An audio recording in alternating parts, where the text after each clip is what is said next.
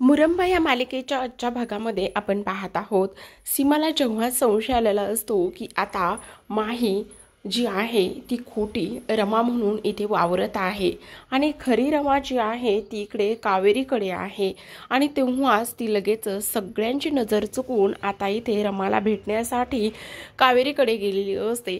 तिथे गेल्याच्या नंतर तिला समजतं की तिथेच रमा आहे आणि ती खरी रमा आहे आणि तेव्हाच इथे रमा सगळं काही सांगायला सुरुवात करत असते आणि इथे माही जी आहे ती सुरुवातीला खूप चांगली वागत होती पण आता ती खूप विचित्र वागते आणि तिला सपोर्ट करणारी एक व्यक्ती आहे। तेव्हा सीमा म्हणत असते कोण आहे ती व्यक्ती आणि इरावती आत्या असं म्हटल्याच्या नंतर आता सीमा म्हणत असते काय वंश आहेत आणि तेव्हाच इथे रमा म्हणत असते हो सुरुवातीला मला कळलं नाही पण माहीने इथे माझ्या हातावर मानेवर माहीचा टॅटू काढून घेतला।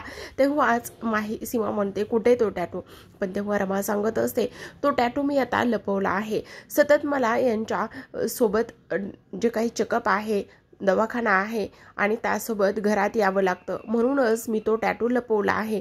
आणि तेव्हा सीमा हे सगळं काही पाहत असते ऐकत असते वंशने हे सगळं काही केलंय। त्यावर सीमा म्हणत असते मग त्या दिवशी तू आपल्या दोघींसाठी जो उपमा बनवला होतास तेव्हाच तू घरामध्ये आली होतीस। तेव्हाच माही म्हणते हो आई त्या दिवशी मी घरामध्येच आले होते।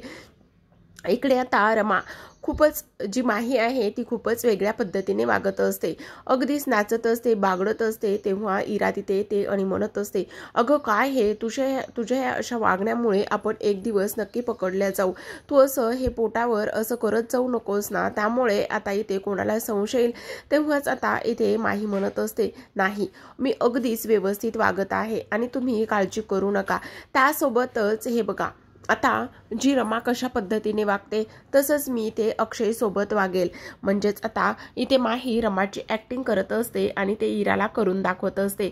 इकडे आता सीमा माही रमाला म्हणत असते नाही बस झालं आता आपण इथे राहायचं नाहीये चल आत्ताच्या आता आपण घरी जाऊयात आणि मी सगळ्यांना सगळं काही खरं सांगेल। त्यावर आता रमा म्हणत असते नाही आई असं आपल्याला करता येणार नाहीये कारण सगळी जी प्रॉपर्टी आहे ती इरावती आत्यांच्या नावावरून त्यांनी इथे माहीच्या नावावर केलेली आहे आणि त्यामुळे आपण आत्ता काहीच करू शकत नाही। आपल्याला एक एक करून सगळे पुरावे जमा करावे लागतील आणि बाळ येईपर्यंत डिलिव्हरी होईपर्यंत आपल्याकडे वेळ आहे आणि तोपर्यंत आपल्याला सगळे काही पुरावे इथे शोधावे लागतील। असंच आता इथे जी रमा आहे ती इथे बोलत असते आणि त्यासोबतच साई ह्या सगळ्या गोष्टींमध्ये आपल्याला मदत करत आहेत आणि आणखी एक व्यक्ती इथे साईनी हाताशी धरलेली आहे आणि ती व्यक्ती इथे साईला सुद्धा मदत करते आपल्याला ह्या सगळ्या सत्यापर्यंत जाण्यासाठी। असं म्हणूनच आता इथे रमाचं डोहाळे जेवण आहे आणि आपण ते दणक्यात साजरं करूया असं कावेरी बोलत असते। इकडे आता मुकादमांच्या घरी सुद्धा डोहाळे जेवणाची तयारी सुरू असते कारण आता इथे माही म्हणजेच रमाला आता 7वा महिना चालू असतो आणि 7वा महिना चालू असताना आता डोहाळे जेवणाचा विधी जो आहे तो व्यवस्थित करायचा असतो आणि त्या विधीमुळेच आता इथे हे सगळं काही ही लोक करत असतात। आता मुकादमांच्या घरी ही सगळी तयारी सुरू असते पण आतापर्यंत तरी सीमा घरी आलेली नसते कारण ती इकडे रमाला भेटायला गेलेली असते आणि हे सगळे जण खूपच उत्साहात आनंदामध्ये हे सगळं काही डेकोरेशन आणि सगळी काही तयारी करत असतात। आता तेवढ्यातच इथे सीमा येते आणि सीमा आल्याच्या नंतर हे सगळं काही पाहते आणि विचारते काय रे हे सगळं काही काय चाललेलं आहे आणि तेवढ्यातच अभि म्हणत असतो अगं आई असं काय करतेस आपल्याला रमाचं डोहाळे जेवण करायचं आहे ना आणि डोहाळे जेवण करायचं असल्यामुळेच आपण ही सगळी काही ते तयारी करत आहोत ना असंच आता इथे ते बोलत असतात आणि तेव्हाच आता इथे सीमा म्हणत असते डोहाळे जेवण पण आपण डोहाळे जेवण रमाच्या माहेरी करणार आहोत ना म्हणजे कसं असतं ना पहिलं डोहाळे जेवण किंवा पहिल्या बाळाचं जे डोहाळे जेवण आहे ते आपण तिच्या माहेरीच करणार असतो। तेवढ्यातच आता जानू म्हणत असते अगं अहो आई असं काय करताय माझं डोहाळे जेवण इथे सासरीच केलं होतं ना मग तिकडे करायची काय गरज आहे। तेवढ्यातच आता इथे अक्षय म्हणत असतो अगं आई काय चाललंय तुझं आणि तिकडे डोहाळे जेवण काय करायचं पण आता सीमा म्हणत असते, अरे तिकडच्यांना म्हणजेच तिच्या माहेरच्या लोकांना वाईट वाटू शकतो ना, म्हणून आपल्याला तिकडे तिच्या आईला वाईट वाटू नये, त्यांना सुद्धा तिचे लाड करता यावेत, म्हणूनच आपल्याला हे डोहाळे जेवण तिकडे सुद्धा करावे लागेल ना. असंच आता इथे जी सीमा आहे ती इथे बोलत असते. आता सीमाने ह्या सगळ्या गोष्टी बोलल्यावर मात्र तेवढ्यातच तिथे इरा आलेली असते आणि इरा म्हणत असते, काय ग वहिनी, काय चाललेलं आहे? हे डोहाळे जेवणाला तू नको म्हणत आहेस का? अगं आपण 2-2 ठिकाणी डोहाळे जेवण करूया ना, म्हणजेच इकडे पण गोड खाता येईल, तिकडे पण गोड खाता येईल.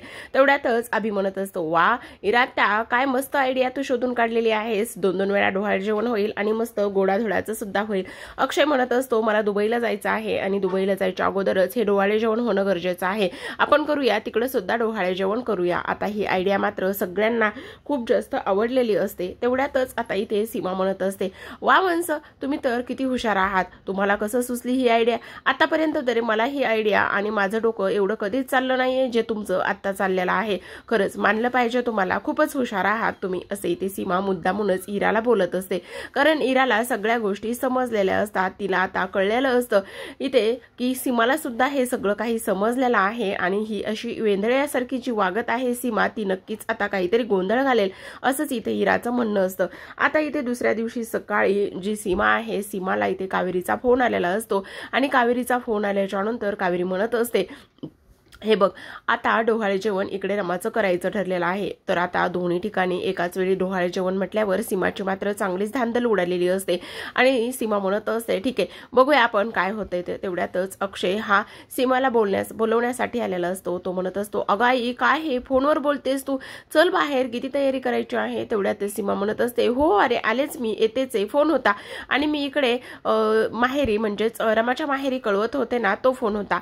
तेवढ्यातच आता अक्षय निघून गेल्यावर आता इथे जी इरा आहे ती आलेली असते आणि इरा आल्याच्या नंतरच ती इथे सीमाशी बोलत असते. म्हणत असते, काय ग वहिनी, काय चाललंय? कळलंय ना तुला सगळं? तेव्हा ती म्हणते, नाही नाही, मला काहीच नाही माहिती. तुम्ही कशाबद्दल बोलताय?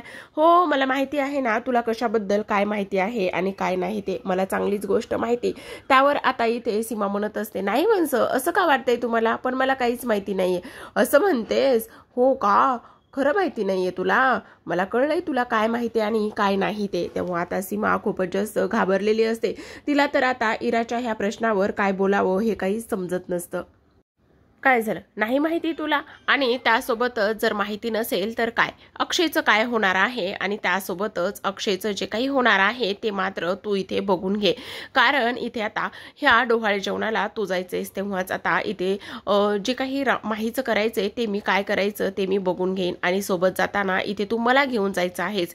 तेव्हा सीमा नाही म्हणत असते आणि तेव्हा लगेचच इरा स्वतःच्या हातामध्ये असलेली बाहुली मात्र ती बाजूला करते आणि स्वतःच्या हातामध्ये असलेली बाहुली बाजूला केल्याच्या नंतर आता इथे ती म्हणत असते, हे काय चाललेलं आहे बघितलंस? आता ह्या बाहुलीचं डोकं आणि बॉडी तर ही वेगवेगळी झालेलीच आहे, पण एक गोष्ट मात्र इथे तुझ्या लक्षात येते का? आणि ती म्हणजेच की आता इथे ह्या बाहुलीचं तर इथे वेगवेगळं करता येऊ शकतं, पण मात्र इथे आता माणसाचं काय करायचं? माणसाचं आता इथे जर जे डोकं आहे आणि बॉडी आहे ती जर वेगळी करता आली तर मग मात्र ती जॉईंट करता येऊ शकत नाही आणि ह्या सगळ्या काही गोष्टी इथे ती बोलत असते. आणि त्यासोबत आता हे सगळं काही बोलल्याच्या नंतर इकडे जी काही साई आहे तो मात्र ह्या सगळ्या गोष्टी पाहत आहे आणि तो ह्या सगळ्या डोहाळे जेवणासाठी तयारी करत असतो. आता मात्र इथे ह्या तिघांचं म्हणजेच पुरुषांचं काहीच काम नाहीये इथे, असं इथे साई बोलत असतो. आणि तेव्हा साईराव, तुम्हाला आमंत्रणाची काय गरज आहे? आता इकडे तर तुमचं आमंत्रण किंवा तुम्हाला आमंत्रणाची गरज नाही, तुम्ही घरचेच पाहुणे आहेत. हे बघा मी तुमच्यासाठी काय खायला आणले. तेव्हा साई म्हणत असतो, खरं तर मी ह्या सगळ्यासाठीच इथे येतोय. आणि तो कावेरीने आणलेला पदार्थ टेस्ट करतो आणि मनातच बोलत असतो, खरं तर रमा, तुम्हाला इथे आल्यावर मला घडीभर पाहता यावं आणि तोच माझ्यासाठी खूप महत्त्वाचा आणि मोलाचा क्षण आहे आणि म्हणूनच मी इथे येतोय. खरं तर आता इथे डोहाळे जेवणासाठी इथे बाळाचे बाबा असणं गरजेचं असतं आणि म्हणूनच आता इथे रमाच्या मनामध्ये विचार येतो आणि ती लगेच सीमाला कॉल करते. सीमाला कॉल केल्याच्या नंतर ती इथे फोनवर बोलत असते. ती म्हणत असते, आई, माझं तुमच्याकडे एक काम आहे. तुम्ही म्हटला होतात ना की जर माझी काही मदत लागली तर मला सांग, किंवा मी तुझ्यासाठी काय करू शकते तर माझ्यासाठी एक कराल? त्यावर सीमा म्हणत असते, बोल ना, काय करायचं आहे? तेवढ्यातच रमा म्हणत असते, आज डोहाळे जेवण आहे तर मग तुम्ही यांना इथे डोहाळे जेवणासाठी घेऊन याल का? बाळाला त्याच्या बाबाला भेटायचं आहे, माझी ही इच्छा आहे, असे इथे रमा सीमाला सांगत असते. आणि रमाने सीमाला ह्या गोष्टी सांगितल्याच्या नंतर आता इथे जी काही सीमा आहे ती म्हणत असते, हो का, मी प्रयत्न करते ना, मी तिकडे त्याला घेऊन येण्याचा प्रयत्न करते. ह्या सगळ्या गोष्टी आता इथे सीमा बोलत असते. सीमा बोलत असताना इरा जी आहे ती इथे पायरीवर उभा राहूनच सगळं काही बोलणं ऐकत असते. पण आता सीमा म्हणत असते, पण आणखी एक गोष्ट, माझ्या सुनबाईला आणखी काय काय खावंसं वाटतंय. आणि तेव्हा इकडे रमा म्हणत असते, खरं सांगू का, माझ्या मिरचीच्या ठेच्याचा हातचा मला कैरीचा ठेचा खायचा आहे. खरंच एकच नंबर बनवतात, त्यासोबतच ते धपाटे. आणि सगळ्यात महत्त्वाचं म्हणजेच ते काय आहे ना, ते वेगळंच काहीतरी नाव घेतात, इंग्रजी फूड आहे ते, आणि ते सुद्धा मला खायचंय, त्यांच्या हातचं बनवलेलंच. आणि सगळ्यात महत्त्वाचं म्हणजेच की आम्हा तिघांना सुद्धा आवडणारी ती कुल्फी आम्हाला एकत्र खायची आहे. असंच आता इथे रमा ह्या सगळ्या गोष्टी सांगत असते. रमाने ह्या सगळ्या गोष्टी सांगितल्याच्या नंतर मात्र आता इथे सीमा म्हणत असते, हो, तुझे हे सगळे काही डोहाळे मी इथे पुरवणार आहे, असंच आता इथे सीमा म्हणत असते. तर आता प्रेक्षकांनो, इकडे जी काही रमा आहे, रमाचे मात्र आता डोहाळे जेवणाचा कार्यक्रम तिच्या माहेरी रंगलेला असतो. आणि माहेरी हा डोहाळे जेवणाचा कार्यक्रम खूपच छान पद्धतीने इथेही लोक साजरी करत असतात. इकडे मस्त डोहाळे जेवणाचा कार्यक्रम सुरू असतो. तर आता सीमाला खरं तर अक्षयला घेऊन तिकडे रमाकडे जायचं असतं. आणि तेव्हाच सीमा म्हणत असते, अरे अक्षय, असं काय करतोयस, चल ना तू रमाच्या डोहाळे जेवणासाठी. आणि तेव्हाच आता इरा म्हणत असते, अगं असं काय करतेस, त्याची फ्लाईट आहे संध्याकाळची, त्यामुळे त्याला कसं जमणार आहे.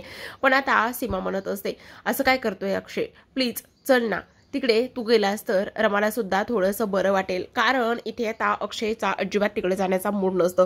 कारण दोन ठिकाणी रमाची धावपळ होणार असते आणि त्यामुळे बाळाला त्रास होईल. आणि त्यासोबतच इकडे डोहाळे जेवण तिकडे डोहाळे जेवण करण्याचा काय घाट घालायचा होता.